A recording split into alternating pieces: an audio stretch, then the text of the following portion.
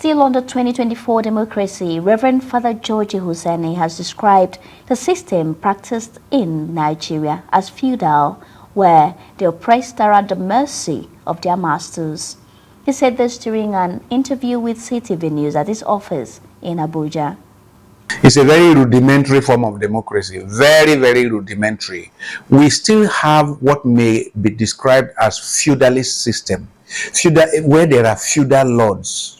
Now, a situation where I had a governor in my state that literally frightened everybody. He ran the state as if he owned the state. The way Ayabelo ran Kogi State, the way Nyesom Wike ran River State, the way some of these governors run their states is not different from the way many emperors in the past ran the empire. We say we have democracy, but there are many elements of the system we run that is just exactly like an empire, the way emperors run empire. So it's not really democracy, because in a democracy, in an ideal democracy, people will not be afraid to criticize the leader. Many people have sent messages to me that they are afraid for my life because of the videos, the statements I make. Why should that be in a democracy? In a democracy, if I said something that annoys somebody, he goes to court. In a democracy. But not that I'll be afraid of dying because of what I said. The point is, we are still at a very elementary form of democracy. The people who come and present themselves for leadership positions, many of them, the mentality is that of feudal lords. So you occupy position, the feudal lord is the owner of not only the government, he's the owner of the people. He can order that anybody be killed and the person is killed. And he treats the resources of the state, the money, as if it is his pocket money. So that's still where we are. And so it is not democracy that has failed us. It is that we have failed to embrace all the tenets of democracy. The executive director of Luxterra Leadership Foundation further decried the effect of the state of the nation on the people, and he called for the promotion of the common good.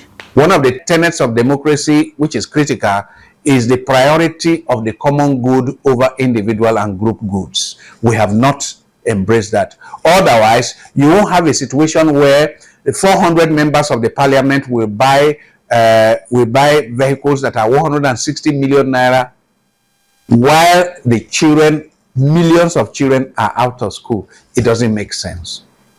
You won't have a situation where Nigeria has maybe 9 or 10 planes in the presidential fleet, airplanes that cost hundreds of millions of dollars.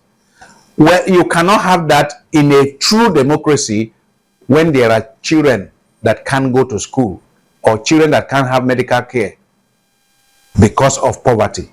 So clearly, the inequality, the gross inequality in this our system doesn't lend itself to, you can't call it a true democracy.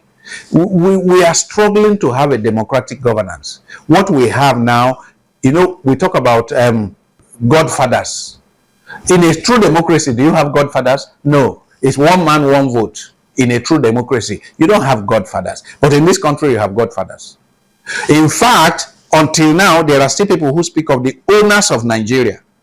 Many people who are so powerful that they determine who becomes president, they determine who becomes senators, they determine who becomes governors. They are called owners of Nigeria. No. That's as if you are dealing with a private, a limited liability company, and then you have the shareholders. So those are not democratic words or languages. If we are to move forward, it means that we need serious education. From primary school, we need to be educating children on the tenets of democracy. Then we need to be holding the legs of the people who are in political power to the fire of democracy. It means that the individual of the 220 or so Nigerians, we all need to know what power we have. The statements I made that Sunday, I have the power to make it. Every leader, everybody that has any little group that is leading has the power to make such statements. We need to recognize that we have such power. All Nigerians, that we have such power to call our leaders to order, to call them to account, to tell them that it is not correct for them to award. So, do you know that each senator receives 41,000 naira per day for newspapers? And it is difficult for them to pay a worker.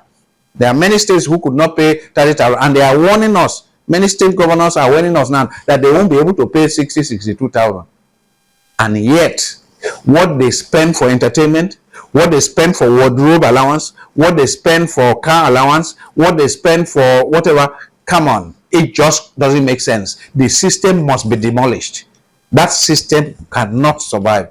And we need many more voices to decry the ugly system we are running so that we may begin to build a truly democratic society.